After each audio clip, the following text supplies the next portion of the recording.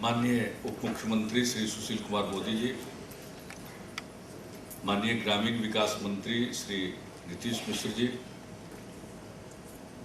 विधानसभा में सत्ता पक्ष के मुख्य सचेतक और नालंदा के विधायक श्री श्रवण कुमार जी, इस्लामपुर के माननीय विधायक श्री राजीव रंजन जी, हिलसा की माननीय विधायक श्रीमती उषा सिन्हा जी, बिहार विधान परिषद के माननीय सदस्य श्री हीरा बिंद जी, यहाँ उपस्थित अन्य जनप्रतिनिधिगण, बिहार सरकार के मुख्य सचिव श्री ए.के. सिन्हा जी, विकास आयुक्त श्री फूल सिंह जी, हमारे प्रधान सचिव श्री अंजनी कुमार सिंह जी, सचिव श्री अतीश चंद्र जी, मनरेगा आयुक्त और पर्यटन विभाग के सचिव श्री मिहिर सिंह जी, जीविका के मुख्य कार्यपालक पदाधिकारी श्री अरविंद कुमार चौधरी जी, मैं तो सिर्फ यहाँ अपनी शुभकामना देने के लिए उपस्थित हुआ हूँ और अपनी खुशी का इजहार करने के लिए कि सेकंड बिहार इनोवेशन फोरम को लॉन्च किया जा रहा है। दोनों में फर्क यही है, जो पहला इनोवेशन फोरम था उसके माध्यम से इस सूबे के अंदर विभिन्न जगहों पर जो नवाचार उभर कर आए, नए नए प्रयोग लोग करते रहते हैं अपनी जरूरत के मुताबिक। किसी काम में कोई कठिनाई आई तो उसको दूर करने के लिए स्थानीय परिस्थिति के मुताबिक सीमित संसाधनों में लोग सोचकर कोई रास्ता निकालते हैं। और ये कहा गया है कि आवश्यकता ही आविष्कार की जननी। जब किसी चीज की जरूरत पड़ती है तो व्यक्ति उसके लिए पहल करता है, खोजता है। तो ये आविष्कार भले न हो, इनोवेशन है, नवोन्मेष, नवाचार, नई चीज जो पहले से कोई प्रक्रिया है, कोई विधा है, उसमें और बेहतरी लाए, उसको और बेहतर बनाए, अर्थक्षम बनाए। तो नवाचार पर, यूं तो नवाचार जब से मानव सभ्यता है तब से नवाचार। अब हम लोग कल्पना कर सकते हैं कि किन परिस्थितियों का मुकाबला हजारों साल पहले लोगों को करना पड़ा होगा। तो जैसे जैसे जरूरत पड़ी उसी हिसाब से लोगों ने खोज की। कोई संसाधन उपलब्ध हो गया, अब उसके बाद उसको बेहतर ढंग से हम इसका इस्तेमाल कैसे करें, इसके लिए भी खोज होती रहती है। तो गांव में या कस्बों में या शहरों में, और ये कोई खास आयु वर्ग के नहीं होते, विभिन्न आयु वर्ग के लोग किसी पेशे में हों, कुछ लोगों की प्रवृत्ति होती है कि कुछ नया खोजें, कुछ इसमें परिवर्तन करें, तो ये करते रहें। अच्छाई ये है, खासियत ये है कि अब इस प्रकार के जो प्रयोग होते हैं और इस तरह के नवाचार को चिन्हित करके, उसको पता लगा करके, चिन्हित करके, उनको आजमा करके कि सचमुच इसका क्या फायदा है, और फिर उसको रिकॉग्नाइज किया जाता है, उसको मान्यता दी जाती है और उसका प्रचार किया जाता है ताकि दूसरे लोग अपनाएं और उसका फायदा उठाएं। तब ये दूसरा इनोवेशन फोरम है। पहला इनोवेशन फोरम जो 2007 में हुआ, तो उसमें सूबे के अंदर में जितने इनोवेशन हुए उनको सामने लाने की कोशिश की गई। और ये दूसरा इनोवेशन फोरम है, ये देश भर में जहाँ कहीं भी जो नए प्रयोग हो रहे हैं, नवाचार है, उसको आमंत्रित करेंगे और फिर उनके बीच में प्रतिस्पर्धा करके ये देखेंगे कि हमारे यहाँ अंगीकार करने के लायक, स्वीकार करने के लायक क्या है, और जो स्वीकार करने योग्य होगा उसको हम स्वीकार करेंगे, उनको हम पुरस्कृत करेंगे, उनको बढ़ावा देंगे, लोगों को भी प्रेरित करेंगे। अभी जो श्री विधि की बात होती है, ये कोई नई नहीं है, बहुत साल से चला आ रहा है। 2500 साल 30 साल पहले ये दुनिया में ये विधा आ गई और इसके बारे में प्रचारित किया जाता था। खैर बिहार में इसको पकड़ा गया और बिहार ने अगर ये जो सिस्टम ऑफ, पहले तो rice intensification, system of wheat intensification, उसको एक साथ समाहित करके फिर हुआ सिस्टम ऑफ रूट इंटेंसिफिकेशन, तो उसी को श्री विधि कहने लगे, SRI। तो जो श्री विधि बिहार में चालू किया गया, लागू किया गया, तो जोर पकड़ा, लोगों ने इसमें और कुछ अपनी तरफ से जोड़ा। ये जो नालंदा में अगर कोई विश्व रिकॉर्ड बनाया सुमंत कुमार ने और उस गांव के 5 और किसानों ने, जो चाइना का विश्व रिकॉर्ड था उसको तोड़ दिया एक ही बार, एक ही गांव। तो जो कुछ भी उन लोगों ने श्री विधि से किया दरवेशपुरा में, तो उसको सिर्फ श्री विधि नहीं कहेंगे, वो श्री विधि के आगे था, उसमें भी उन लोगों ने कुछ इनोवेशन किया हर एक स्तर पर, तो उसका परिणाम सामने आ गया। बहुत लोग कहते हैं कि साहब श्री विधि से इतनी सफलता नहीं मिल सकती, तो जो श्री विधि मूल रूप में था, अकेले उससे ये सफलता नहीं मिल रही। श्री विधि में भी रोज इनोवेट करके उसको और बेहतर बना रहे। तो जो चीज उपलब्ध है, कोई विधा उपलब्ध है, उसमें भी स्थानीय परिस्थिति के मुताबिक लोग प्रयोग करते हैं।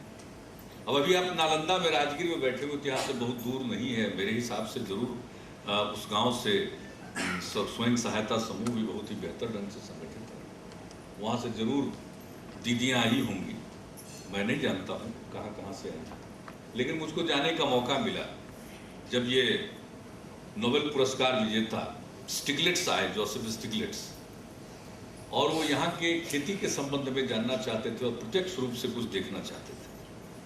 तो नालंदा का जो रुइंस है, खंडहर है, उसके ठीक बगल में सारिलचक गाँव, वहाँ वो गए थे। तो उन्होंने जो महिलाओं का काम देखा मशरूम का, उनको लगा कि 2, 4, 10 महिलाएं होंगी। जब उन्होंने देखा कि साहब इतनी संख्या में महिलाएं मशरूम के काम में लगी हुई हैं, और फिर एक किसान ने तो उन पर गजब का प्रभाव छोड़ा। वो जैविक खेती कर रहे थे फूल गोभी की, तो उसको उन्होंने देखा, लेकिन उसके ठीक बगल के हिस्से में फूलगोभी की खेती थी, वो उतना बढ़िया नहीं था जितना जैविक वाला था। तो उन्होंने उससे पूछ लिया कि ये किनका है, आपकी तरह क्यों नहीं कर रहे? तो कहा कि ये किसी दूसरे का नहीं है, हमारा ही है। और हमने कुछ एक प्लॉट में जैविक किया और कुछ हिस्से में अन्य प्रकार से जो परंपरागत तौर से रासायनिक खाद आदि का प्रयोग करके किया जाता है। तो ऐसा आपने क्यों किया? तो उन्होंने कहा कि मैं स्वयं संतुष्ट होना चाहता था कि मैं जैविक खेती को जो अपना रहा हूं वो सचमुच बेहतर है या नहीं है, क्योंकि जैविक खेती की जो फूलगोभी थी वो ज्यादा बड़ा था, ज्यादा कसाव था, दिखने में ज्यादा सुंदर था, और जो रासायनिक खाद आदि का प्रयोग हुआ था उसका रंग उतना बढ़िया नहीं था, न उसका आकार उतना बड़ा था। तो स्टिग्लिट्स ने इसी के आधार पर वो बयान दिया कि भाई बिहार के किसान तो कृषि वैज्ञानिकों से भी बेहतर है, समझदार है। तो ये जो उस व्यक्ति के दिमाग में ये बात आई, एक प्रयोग है, लेकिन एक ऐसा प्रयोग जो आमतौर पर वैज्ञानिक करते हैं एक किसान के मन में, ये उसका जो साइंटिफिक टेम्परामेंट, ये कोई जरूरी नहीं है कि कोई यूनिवर्सिटी में पढ़कर ही वैज्ञानिक बने। उस किसान ने तो साबित किया कि हम खेत में काम करके भी वैज्ञानिक बन सकते हैं। तो इस तरह से अनेक प्रकार के प्रयोग होते हैं। मैं भी उस गांव में गया बाद, और हमने देखा कि भाई वहाँ उत्साह है महिलाओं में, और उन लोगों ने कहा कि साहब अभी तो हम इंडोर मशरूम कर रहे हैं, इसको हम ओपन फील्ड में करेंगे, आउटडोर करेंगे मशरूम का उत्पादन। तो ये भी अपने आप में एक प्रयोग है। तो आप जिस इलाके में जाइए वहाँ कुछ न कुछ, मैंने कुछ उदाहरण, चूंकि ये राजगीर में हो रहा तो हमने नालंदा कर दिया, आप किसी इलाके में जाइए, हर एक क्षेत्र में लोग कुछ न कुछ इनोवेशन कर रहे हैं। इसलिए हम लोगों ने तो राज्य स्तर पर इनोवेशन काउंसिल का भी गठन किया है। उसकी एक मीटिंग में ही हमने कहा कि भाई ये जो जीविका का काम है उसके साथ उसको मिलाकर चलना चाहिए। तो ये जो दूसरा इनोवेशन फोरम है वो स्टेट इनोवेशन काउंसिल के सहयोग से किया जा रहा है। फिर जिला स्तर पर भी इसका गठन किया गया है। तो सब लोगों को आपस में तालमेल बिठा करके इस काम को आगे बढ़ाना है। और दुनिया भर में अलग अलग क्षेत्र में, चाहे वो कृषि का क्षेत्र हो या कोई और अन्य क्षेत्र हो जिसकी उपयोगिता है, तो ये बहुत अच्छा प्रयास है कि हम देश भर के लोगों को आमंत्रित करेंगे, जगह जगह रोड शो भी करेंगे, और जो कुछ भी इनोवेशन हुआ है उसको आमंत्रित करेंगे, उसको देखेंगे, परखेंगे, और परखने के बाद जो सबसे अच्छा होगा और जो अच्छे होंगे उनको पुरस्कृत भी करेंगे, और जहाँ जरूरत पड़ेगा उसको अपनाएंगे और उसको प्रचारित करेंगे, प्रसारित करेंगे, ताकि ज़्यादा से ज़्यादा लोग उसका लाभ ले सकें। तो यह प्रयास बहुत ही सराहनीय है और जीविका का काम बेहतर है। और आज जो जीविका का स्वयं सहायता समूह के लिए जो जीविका मॉडल है, अब उसे तो रेप्लिकेट किया जाने वाला है पूरे देश में। जो आजीविका का कार्यक्रम है, इसी मॉडल को स्वीकार किया गया। हम लोग तो बहुत पिछड़ गए बिहार में, हर चीज में पीछे हैं। लेकिन अगर पीछे हैं तो किसी चीज को अपनाते हैं तो जो सर्वश्रेष्ठ तकनीकी हो उसको अपनाना चाहते हैं, जो सर्वश्रेष्ठ विधा हो उसको अपनाना चाहते हैं। और उसका एक जीता जागता उदाहरण है जो जीविका परियोजना शुरू हुई है। पहले सीमित इलाके से शुरू किया गया था इसको, 6 जिले के 44 प्रखंडों से। अब इसको बढ़ा करके उन जिलों के सभी प्रखंड, सभी पंचायत में, और अब तो ये निर्णय हो गया कि पूरे बिहार के हर एक पंचायत को कवर किया जाएगा। और 10 लाख स्वयं सहायता समूह गठित करना है अगले, पिछले साल से हम लोग 5 साल कह रहे हैं, तो अब तो 4 साल बचे। तीसरा भी तो हम आगाज करना चाहते हैं कि ऐसा नहीं हो कि हर साल हम लोग बोलते रहे अगले 5 साल। जैसे कभी कभी किसी दुकान में बोर्ड लिखा रहता है आज नगद कल उधार, तो आदमी सोच करके चला जाएगा कि चलो कल आके उधारी ले लेंगे इनसे। लेकिन बोर्ड तो वैसा ही टंगा हुआ, आज नगद कल उधार। तो कहीं ऐसा नहीं होना चाहिए कि जिस साल हम लोग बोले ये कहे अगले 5 साल में बनाए, तो ये नहीं होना चाहिए। 1 साल बीत गया, लेकिन खुशी है जो मुझे जानकारी दी गई है कि 1 लाख स्वयं सहायता समूहों का गठन हो चुका। तो लंबा टास्क है 9 लाख स्वयं सहायता समूहों का और गठन किया जाना, और इसमें इसकी गुणवत्ता से किसी प्रकार का समझौता नहीं होना। तो इसके परिणाम अच्छे आएंगे। 1.5 करोड़ लोग सदस्य बनेंगे, 1.5 करोड़ परिवार उससे जुड़ जाएंगे। और बिहार में अगर एक परिवार में, जो आप ही का सर्वेक्षण है, ग्रामीण विकास का पारिवारिक सर्वेक्षण जो पिछला है उसके हिसाब से, तो एक परिवार में औसतन लगभग, वैसे तो एग्जैक्ट कहिएगा तो 3.98 आता है, तो 3.98 कैसे हो सकता है? 4, तो 4 आते हैं तो 1.5 करोड़ का मतलब, परिवार का मतलब हुआ कि सीधे 6 करोड़ लोग इससे जुड़ जाएंगे। तो ये कोई मामूली बात नहीं होगी, बहुत बड़ा परिवर्तन है। और मैं बराबर कहता हूं कि ये जो स्वयं सहायता समूहों का गठन है, उसकी जो गतिविधियां, वो मूक क्रांति, मौन क्रांति, इसका बहुत बड़ा असर होने वाला है। अवेयरनेस, जागृति, इसे न जाने कितनी कुरीतियां दूर होगी। बाल विवाह, इसका मुकाबला अगर कोई कर सकता है तो बाकी जितने कानून है वो अपनी जगह पर। एक है शिक्षा और दूसरा है स्वयं सहायता समूहों की सक्रियता।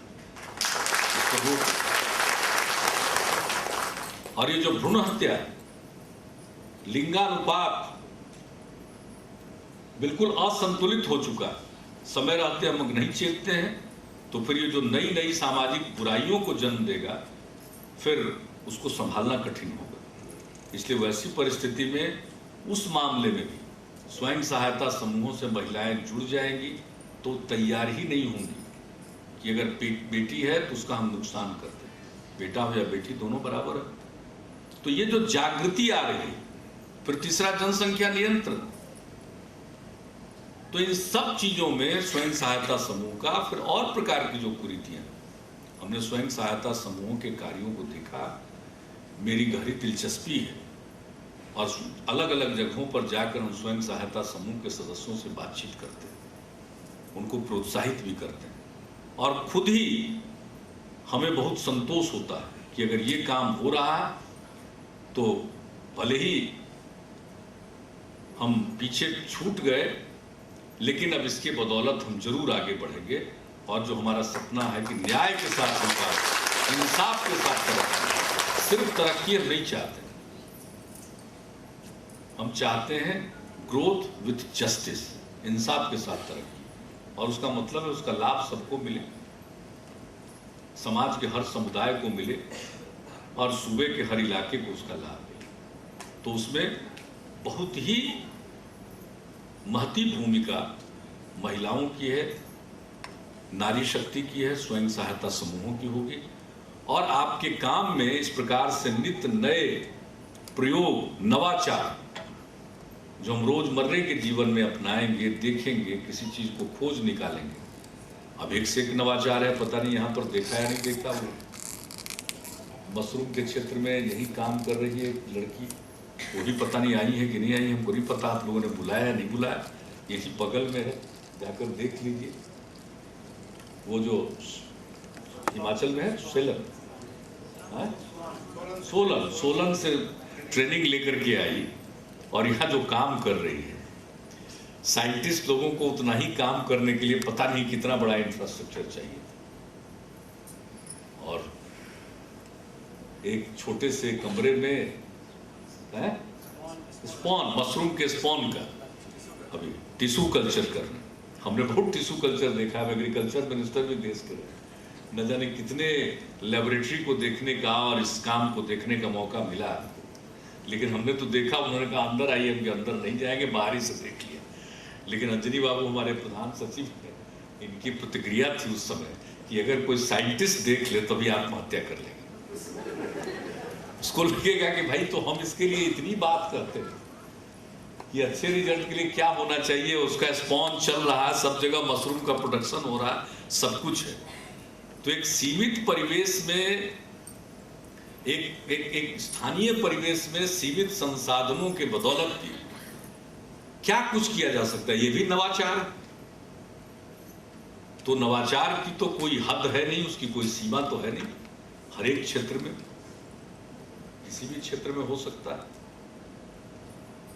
तो मैं समझता हूं कि इस फोरम के शुरू करने से ऐसे नवाचार प्रोत्साहित होंगे और जो नित्य नए प्रयोग करते हैं, नए इजाद करते हैं, नई खोज करते हैं, कुछ न कुछ नयापन लाते हैं, पुरानी चीजों को भी नए अंदाज में पेश कर देते हैं, जिससे उसकी एफिशिएंसी बढ़ जाती है, क्षमता बढ़ जाती है।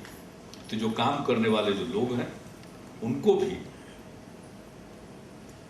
प्रोत्साहन मिलेगा और इस तरह के काम से ही, सबके प्रयास से ही देश आगे बढ़ेगा। अब हम कहीं इंतजार नहीं करेंगे कि किसी लेबोरेटरी में कोई नया चीज हो जाए और उसको हम अपना करके धरती पर स्वर्ग उतार लेंगे, ऐसा संभव होता नहीं है। हमें रोजमर्रे के जीवन में इसी तरह से जूझते हुए आगे बढ़ना पड़ता है, और जो हम जूझते हैं, संघर्ष करते हैं, बेहतरी लाते हैं, उसमें इस प्रकार का जो अनुभव है और इस प्रकार का जो नवाचार है वो बहुत ही सहायक साबित होता है। तो मेरी ढेर सारी शुभकामनाएं आप सब लोगों को, और ये प्रयोग सफल हो और इसका लाभ सबको मिले, बिहार को मिले, बिहार के लोगों को मिले, यही मेरी कामना है।